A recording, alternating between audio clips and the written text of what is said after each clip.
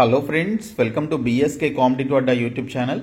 Friends, మనకి AP court ఎగ్జామినేషన్స్లో English language నుంచి మనకి వన్ వర్డ్ సబ్స్టిట్యూషన్స్ అనేటువంటి టాపిక్ నుంచి చాలా ఇంపార్టెంట్ క్వశ్చన్స్ రిపీటెడ్గా వస్తున్నాయి. సో ఈ వీడియోలో మోస్ట్ ఇంపార్టెంట్ బిట్స్ అన్ని కూడా చూద్దాము. సో వీడియో చూస్తున్నటువంటి వారు వీడియోని లైక్ చేసి ఛానల్ని సపోర్ట్ చేయండి. ఫస్ట్ టైం మన ఛానల్ని విజిట్ చేస్తే సబ్స్క్రైబ్ చేసుకొని బెల్ సింబల్ని యాక్టివేట్ చేసుకోండి. డీటెయిల్స్లోకి వెళ్లే ముందు మీరు జిల్లా కోర్టు ఉద్యోగాల్ని క్రాక్ చేసే విధంగా మేము మీకు ఈ 3 కోర్సెస్ని అయితే ఆఫర్ చేస్తున్నాము. ఈ మెగా కోర్స్ తీసుకున్నట్లయితే ఇందులో మీకు అన్ని సబ్జెక్టులకి సంబంధించినటువంటి క్లాసెస్ అన్ని కూడా తెలుగు మీడియంలో అందిస్తున్నాం. 25 ప్రీవియస్ పేపర్స్, అన్ని ఎగ్జామ్స్ కి సంబంధించిన ప్రీవియస్ పేపర్స్ ఇందులోనే అవైలబుల్ గా ఉన్నాయి. అలాగే 30,000 ప్లస్ బిట్స్ ఉన్నటువంటి జీకే అండ్ ఇంగ్లీష్ కి సంబంధించి ఇంగ్లీష్ అండ్ తెలుగు మీడియంలో ఉన్నటువంటి ప్రీవియస్ బిట్స్ అన్ని కూడా 30,000 బిట్స్ ఉన్నటువంటి పీడిఎఫ్స్ అందిస్తున్నాము. అలాగే ఇంగ్లీష్ మెగా టెస్ట్ సిరీస్, అన్ని టాపిక్స్ కి సంబంధించినటువంటి mega test series 4,000 plus bits ఉన్నటువంటి మెగా టెస్ట్ సిరీస్ ని ఇందులో అందిస్తున్నాము. అండ్ ఫ్యూచర్ లో 10 to 15 మాక్ టెస్ట్లకి సంబంధించినటువంటి ఆ పర్టికులర్ టాపిక్ ను కూడా ఇదే కోర్సులో యాడ్ చేయడం జరుగుతుంది. కాబట్టి మీరు ఈ ఒక్క కోర్స్ తీసుకుంటే చాలు, మీకు అన్ని కూడా యాక్సెస్ అవ్వడం జరుగుతుంది. లేదు మీకు సపరేట్ గా కావాలి అంటే 30,000 ప్లస్ బిట్స్ తో పాటు స్టాటిక్ జీకే, కరెంట్ అఫైర్స్ ఉన్నటువంటి ఇంగ్లీష్ మీడియం అండ్ తెలుగు మీడియంలో ఉన్నటువంటి బిట్స్ అండ్ ఇంగ్లీష్ లాంగ్వేజ్ కి సంబంధించి 10,500 ప్లస్ బిట్స్ ఉన్నటువంటి పీడిఎఫ్స్ ని ఈ పీడిఎఫ్ కోర్సులో పొందవచ్చు. ఇది 199 రూపీస్ కోర్సు. లేదు మీరు English mega test series separate గా తీసుకోవాలి అనుకుంటే సో మీరు సపరేట్ గా తీసుకోవచ్చు. 99 రూపీస్ కి ఈ కోర్స్ అయితే ఉంది. సో ఇక్కడ మీకు ఈ మెగా కోర్స్ అనేది 1 year వ్యాలిడిటీతో అందిస్తున్నాము. మీరు యాప్ హోమ్ పేజ్ లో ఏపీఎస్సీ అనేటువంటి ఒక బాక్స్ పై క్లిక్ చేసి మీరు ఈ కోర్స్ అయితే తీసుకోవచ్చు. ఈ mega course and PDF course ఈ ఏపీఎస్సీ అనేటువంటి బాక్స్ లో ఉంటుంది. ఇంగ్లీష్ మెగా టెస్ట్ సిరీస్ వచ్చేసి ఇక్కడ టెస్ట్ సిరీస్ అని చెప్పేసి యాప్ హోమ్ పేజ్ లో ఉంటుంది, అందులో మీరు తీసుకోవచ్చు. సో డిస్క్రిప్షన్ లో బిఎస్కే జాబ్స్ అని చెప్పేసి యాప్ లింక్ ఉంటుంది, యాప్ ని డౌన్లోడ్ చేసుకుని ఈ కోర్సెస్ తీసుకోండి. వన్ వర్డ్ సబ్స్టిట్యూషన్స్ కి సంబంధించిన ఇంపార్టెంట్ బిట్స్ చూసుకున్నట్లయితే ఇక్కడ ఫస్ట్ క్వశ్చన్ వచ్చేసి మేక్ సంథింగ్ లెస్ సివియర్ అని చెప్పేసి ఇచ్చారు. So make something less severe అంటే ఏదైనా ఒక విషయాన్ని మరీ సీరియస్ కాకుండా తక్కువ తీవ్రత ఉండే విధంగా చేయడాన్ని ఏమంటారు అని చెప్పేసి ఇక్కడ క్వశ్చన్ అయితే ఇవ్వడం జరిగింది. సో దీనికి సంబంధించినటువంటి వన్ వర్డ్ వచ్చేసి పాలియేషన్ అండి. సో ఏదైనా డిసీజ్ వచ్చినప్పుడు అది ఎక్కువ సివియర్ కాకుండా దాని యొక్క ఉధృత కానీ లేకపోతే దాని యొక్క ప్రభావం కానీ తక్కువగా ఉండే విధంగా చేయడాన్ని ఇక్కడ మనం పాలియేషన్ అని చెప్పేసి అంటారు. సో పాలియేషన్ అంటే ఇక్కడ మీరు చూడండి, making a disease are illness less painful are unpleasant without curing it అని చెప్పేసి దీనికి సంబంధించినటువంటి ఇన్ఫర్మేషన్ ఉంది. సో దాన్ని నయం చేయకుండానే దాని యొక్క ప్రభావాన్ని, దాని యొక్క నొప్పిని సో దాని యొక్క అన్ప్లెజెంట్నెస్ని దాని యొక్క తీవ్రతని తక్కువగా ఉండే విధంగా చేయడాన్ని ఇక్కడ పాలియేషన్ అని చెప్పేసి అంటారు. ఇంకా ఆప్షన్స్లో అగ్రవేషన్ అని చెప్పేసి ఇచ్చారు. అగ్రవేషన్ అంటే the fact of an illness or a bad situation being made worse. Aggravation అంటే ఉన్నటువంటి ఆ యొక్క బ్యాడ్ సిచ్యువేషన్ ఇంకా వర్స్గా మార్చడాన్ని, అంటే ఇంకా దారుణంగా మార్చడాన్ని ఇక్కడ అగ్రవేషన్ అని చెప్పేసి అంటాం. ఇంకా మీడియేషన్ అంటేనేమో attempts to end a disagreement between 2 or more people or groups by talking to them and trying to find things that everyone can agree on అనేది దీనికి సంబంధించినటువంటి ఇన్ఫర్మేషన్.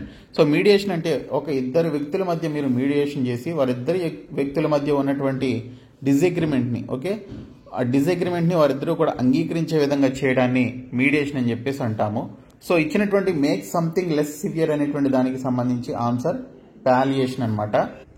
నెక్స్ట్ వన్ వచ్చేసి మిస్ అప్రోప్రియేషన్ ఆఫ్ మనీ అని చెప్పేసి ఇచ్చారు. So అవినీతి చేస్తూ bribing చేస్తూ మనీ సంపాదించి ఆ మనీని వేరొక పేరు మీద మనం పెట్టి దాన్ని రన్ చేస్తున్నట్లయితే సో దాన్ని మిస్ అప్రోప్రియేషన్ ఆఫ్ మనీ అని చెప్పేసి అంటాం. దాన్ని ఇంగ్లీష్లో వన్ వర్డ్లో ఎంబెజిల్మెంట్ అని చెప్పేసి అంటారు. ఎంబెజిల్మెంట్ అని చెప్పేసి అంటారు. ఎంబెజిల్మెంట్ అంటే చాలా మంది పొలిటీషియన్స్ కానీ ఇంకా ఇతర వ్యక్తులకి కొంతమందికి బినామీలుగా ఉంటారు కొంతమంది. సో వారు ఆస్తులు కలిగి ఉంటారు కానీ ఆ ఆస్తులు వారి కాదనమాట. సో దాన్ని మనం ఇక్కడ మిస్ అప్రోప్రియేషన్ ఆఫ్ మనీ లేదా ఎంబెజిల్మెంట్ అని చెప్పేసి అంటాము. సో ఇక్కడ ఎంబెజిల్మెంట్ అంటే చూడండి క్లియర్గా, the fraudulent appropriation of funds are property entrusted to your care but actually owned by someone else. Funds కానీ లేదా ప్రాపర్టీ కానీ సో మీ పేరు మీద ఉండి లేదా మీరు వాటిని టేక్ కేర్ చేస్తూ ఆ ఫండ్స్ లేదా ఆ పర్టికులర్ ప్రాపర్టీ మీకు చెందకుండా ఉండి అది వేరొకరికి సొంతమైంది అని చెప్పడాన్ని ఇక్కడ మనం ఎంబెజిల్మెంట్ అని చెప్పేసి అంటాము. సో చాలామంది పొలిటీషియన్స్కి బినామీలు ఉన్నారు అని చెప్పేసి అంటాం కదా. సో బినామీలు అంటే పొలిటీషియన్స్ యొక్క ఆస్తులు కానీ, ప్రాపర్టీస్ కానీ, డబ్బు కానీ అదంతా కూడా ఒక వ్యక్తి చేతిలో పెడతారు. కానీ ఆ ఫండ్స్ అన్నీ కూడా, ఆస్తులన్నీ కూడా ఆ వ్యక్తికి చెందినటువంటివి కాదు, ఆ పొలిటీషియన్కి చెందినవి అనమాట. సో దీన్ని మనం ఇక్కడ ఎంబెజిల్మెంట్ అని చెప్పేసి పిలుస్తాము. మిస్ అప్రోప్రియేషన్ ఆఫ్ మనీ అనేటువంటి యొక్క క్వశ్చన్కి సంబంధించిన వన్ వర్డ్ వచ్చేసి ఎంబెజిల్మెంట్ అనమాట. ఇంకా నెక్స్ట్ వన్ వచ్చేసి ready to believe anything. Okay, so మీరు ఏం చెప్పినా కూడా నమ్మడాన్ని ఇక్కడ ఏమంటాము అంటే వన్ వర్డ్లో క్రెడ్యులస్ అని చెప్పేసి అంటారు. ఓకే, క్రెడ్యులస్ అంటే సో ఏం చెప్పినా కూడా నమ్మేటువంటి వ్యక్తుల్ని క్రెడ్యులస్ అని చెప్పేసి అంటారు. ఓకే, సో నెక్స్ట్ వన్ వచ్చేసి the action of looking within or into one's own mind. Okay, ఆత్మ పరిశీలన చేసుకోవడాన్ని ఇంగ్లీష్లో ఏమంటారు వన్ వర్డ్లో అని చెప్పేసి అడిగారు. సో ఇక్కడ చూసుకుంటే దీన్ని ఇంట్రోస్పెక్షన్ అని చెప్పేసి పిలుస్తారు. ఇంట్రోస్పెక్షన్ అంటే మనల్ని మనం ఆత్మ పరిశీలన చేసుకోవడాన్ని ఇంట్రోస్పెక్షన్ అని చెప్పేసి అంటారు. తర్వాత an established principle of practical wisdom. An established principle of practical wisdom అంటే ఒక సామెత అండి. సో మనకి తెలుగులో చాలా సామెతలు ఉంటాయి కదా. సో ఈ సామెతల్ని సింపుల్గా ఏమంటాము అంటే ఇక్కడ మ్యాక్సిమ్ అని చెప్పేసి పిలుస్తారు. ఓకే, మ్యాక్సిమ్ అని చెప్పేసి అంటారు. సో మ్యాక్సిమ్ అంటే an established principle of practical wisdom. Practical wisdom అంటే మనకి సహజంగా జరిగేటువంటి ఓకే ఆ పనుల గురించి మనం కొన్ని సామెతలు అయితే మాట్లాడుతూ ఉంటాము. ముందుంది ముసళ్ళ పండుగని ఇలాంటివి అంటూ ఉంటాం కదా. సో వాటిని మనం ఇక్కడ మ్యాక్సిమ్ అని చెప్పేసి సింపుల్గా వన్ వర్డ్లో అంటాము. So option C right answer. తర్వాత a mournful poem or a song. Okay, so చాలా బాధతో పాడేటువంటి సాంగ్ కానీ లేదా పోయంని ఏమంటారు అని చెప్పేసి అడిగారు. సో దాన్ని ఏమంటారు అంటే ఎలగీ అని చెప్పేసి పిలుస్తారు. ఎలగీ. ఓకే, సో ఎలగీ అంటే a poem or a song that expresses sadness especially for somebody who has died. ఎవరైనా చనిపోయినప్పుడు సో చాలా బాధతో పాడేటువంటి ఆ యొక్క పాటని లేదా పోయంని ఏమంటాము అంటే ఎలగీ అంటాము. ఇంకా ఒడే అంటేనేమో a poem that speaks to A person are celebrates A special event. A poem that speaks to A person are celebrates A special event. ఏదైనా ఒక స్పెషల్ ఈవెంట్ సెలబ్రేట్ చేసుకునేటప్పుడు కానీ లేదా ఒక పర్సన్ గురించి మాట్లాడుతూ ఒక పోయం కనుక మీరు పాడినట్లయితే దాన్ని ఒడే అని చెప్పేసి అంటారు. ఎలగీ అంటేనేమో ఎవరైనా చనిపోయినప్పుడు చాలా బాధతో పాడేటువంటి ఆ యొక్క సాంగ్ని కానీ లేదా పోయంని ఏమంటాము అంటే ఎలగీ అని చెప్పేసి పిలుస్తాం. కాబట్టి ఏ mournful poem or a song అంటే ఎలగీ అనేది దీనికి సంబంధించిన right answer. Next question the philosophy of putting another's welfare above once own.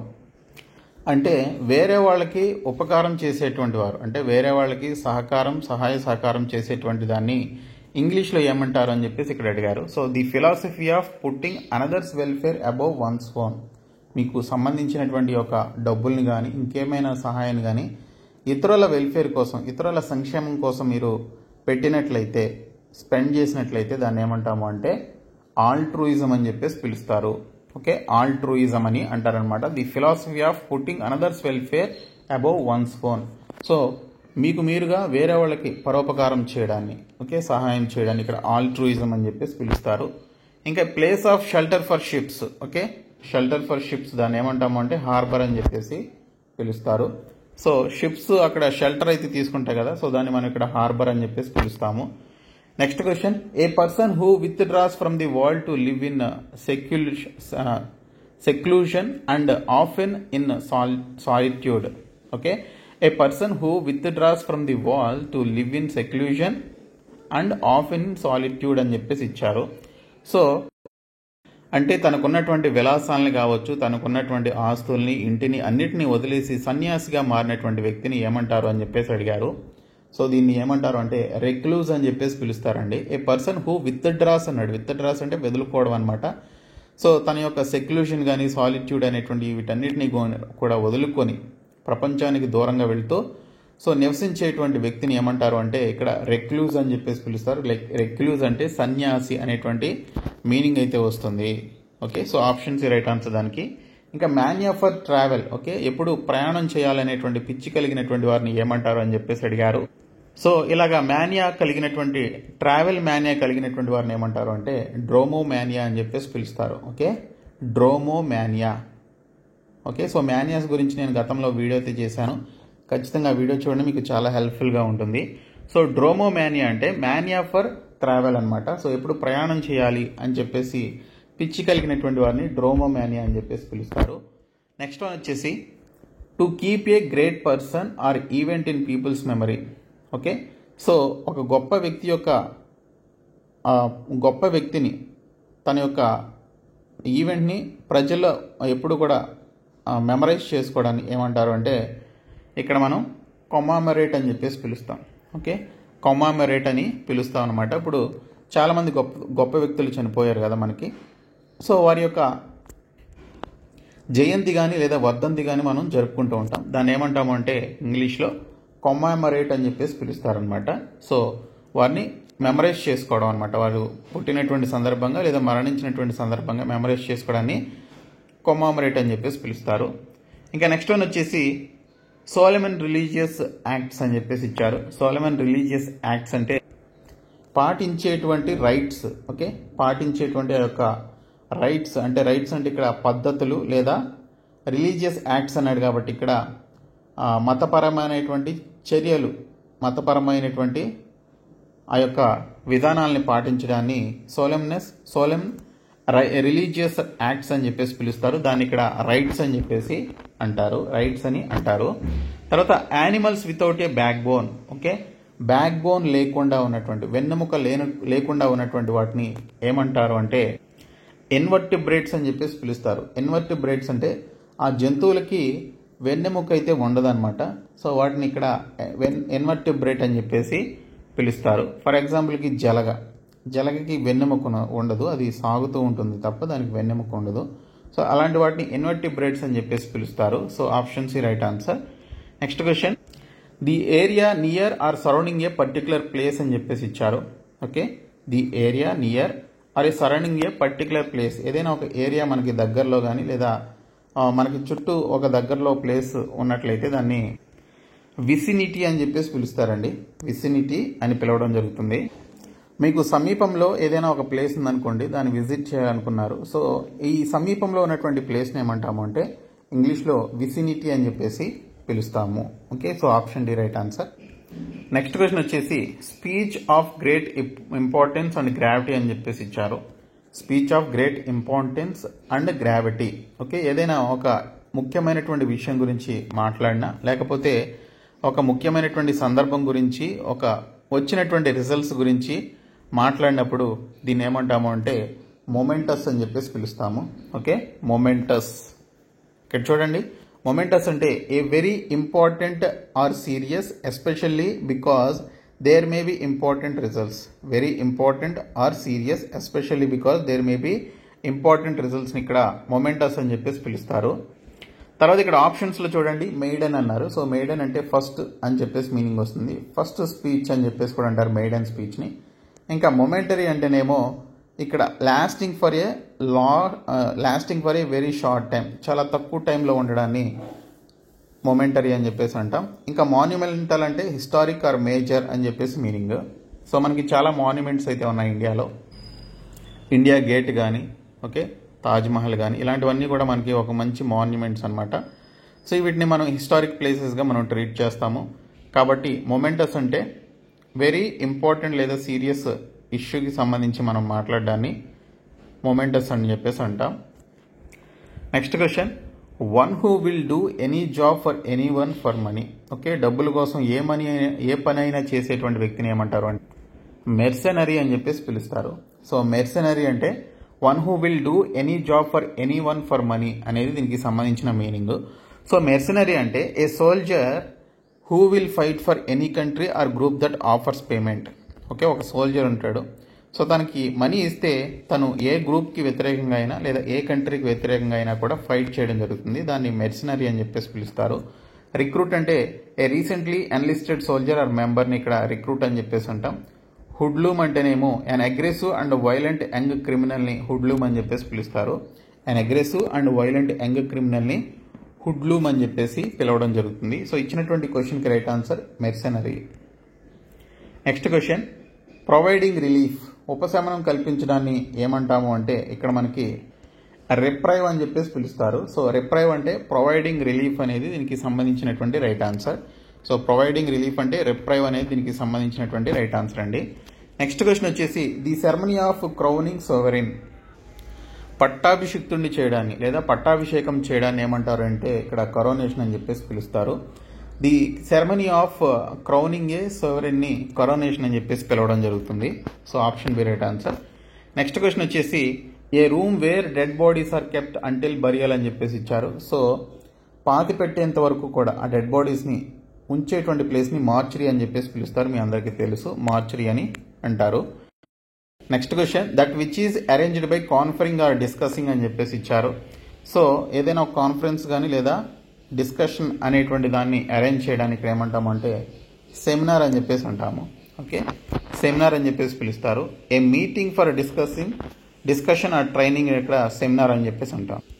Negotiation అంటేనేమో ఇక్కడ చూడండి, formal discussion between people who are trying to reach an అగ్రిమెంట్ని నెగోసియేషన్ అంటారు. డిబేట్ అంటేనేమో an agreement or a discussion expressing different ఒపీనియన్స్ని debate అని చెప్పేసి అంటారు. Next question a place where Jews worship according to their religion. Okay, Jews వారి యొక్క రిలీజియన్ని base చేసుకొని ప్రార్థించేటువంటి ప్లేస్ని ఏమంటారు అంటే సినగాగ్యూ అని చెప్పేసి పిలుస్తారు. సినగాగ్యూ. ఓకే, సినగాగ్యూ అంటే place where Jews worship according to their రిలీజియన్ని సినగాగ్యూ అని చెప్పేసి పిలుస్తారు. తర్వాత a person who deserves all praise. Okay, so ఒక వ్యక్తి ఒక మంచి పని చేసినప్పుడు ఆ మంచి పనికి తనని ప్రోత్సహించడాన్ని లేదా తనని అప్రిషియేట్ చేయడాన్ని ఏమంటారు అంటే లాడబుల్ అని చెప్పేసి పిలుస్తారు. Okay, laudable. లాడబుల్ అంటే worthy of high praise. Detestable అంటేనేమో offensive to the mind. Despicable అంటేనేమో వెరీ అన్ప్లెజెంట్ ఎవిల్ అనేది దీనికి సంబంధించినటువంటి రైట్ ఆన్సర్. సో ఇక్కడ మనకి ఆప్షన్ సి అనేది ఇచ్చినటువంటి క్వశ్చన్కి లాడబుల్ అనేది రైట్ ఆన్సర్ అనమాట. నెక్స్ట్ వచ్చేసి ఏ గ్రూప్ ఆఫ్ ఐలాండ్స్ని ఏమంటారు. ఓకే, చాలా ఐలాండ్స్ ఉంటాయి. ఫర్ ఎగ్జాంపుల్ ఇండోనేషియా ఉంది. సో ఇండోనేషియా అనేది చాలా ఐలాండ్స్ యొక్క సమూహం అనమాట ఆ కంట్రీ. సో గ్రూప్ ఆఫ్ ఐలాండ్స్ని ఏమంటారు అంటే ఆర్కిపెలాగో అని చెప్పేసి పిలుస్తారు. ఆర్కిపెలాగో అంటే సో ఇక్కడ గ్రూప్ ఆఫ్ ఐలాండ్స్ అనేది దీనికి సంబంధించినటువంటి మీనింగ్. సో ఐలెట్ అంటేనేమో ఇక్కడ చూసుకోండి, ఏ వెరీ స్మాల్ ఐలాండ్ని ఐలెట్ అని చెప్పేసి పిలుస్తారు. ఇంకా రీఫ్ అంటేనేమో a long line of rocks or sand near the surface of the sea. Okay, so ఇక్కడ రాళ్లతో ఉన్నటువంటి ఆ యొక్క లాంగ్ లైన్ని లేదా శాండ్ని ఏమంటాము అంటే సీ దగ్గర ఉన్నటువంటి సర్ఫేస్ పైన ఉన్నటువంటి ఆ యొక్క లాంగ్ లైన్ని రీఫ్ అని చెప్పేసి పిలుస్తారు. ఇంకా అటోల్ అంటేనేమో an island consisting of A circular coral reef surrounding A lagoon. ఒక లాగూన్ చుట్టూ ఒక కోరల్ రీఫ్ కనుక సర్క్యులర్ కోరల్ రీఫ్ కనుక ఉన్నట్లయితే ఆ ఐలాండ్ చుట్టూ ఉన్నట్లయితే దాన్ని అటోల్ అని చెప్పేసి పిలుస్తారు. సో ఇవి మనకి కొన్ని ఇంపార్టెంట్ వన్ వర్డ్ సబ్స్టిట్యూషన్స్కి సంబంధించినటువంటి బిట్స్. మేము మీకు ప్రొవైడ్ చేసినటువంటి 499 rupees mega course, 199 rupees PDF course, అలాగే 99 rupees English mega test series తీసుకోండి. సో డిస్క్రిప్షన్లో యాప్ లింక్ ఉంటుంది, చూడండి. Thank you.